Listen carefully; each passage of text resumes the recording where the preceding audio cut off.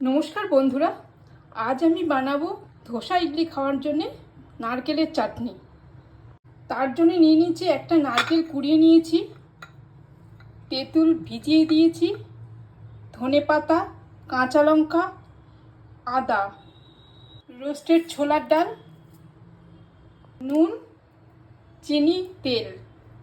ফোড়নের জন্য নিয়েছি শুকনো লঙ্কা, কালো সর্ষে আর কারি পাতা। প্রথমে মিক্সির জারে আমি নারকেল কোড়াটা দিয়ে দেবো, টুকরো করা আদা, কাঁচা লঙ্কা, ধনেপাতা, রোস্টেড ছোলার ডাল, নুন, চিনি আর তেঁতুলটা যে গুলে রেখেছি এই জলটা সমেত দিয়ে দেবো। এটা আবার একটু মিহি পেস্ট বানিয়ে নেব। মিহি পেস্ট আমার বানানো হয়ে গেছে, নামিয়ে নেব মিক্সি থেকে।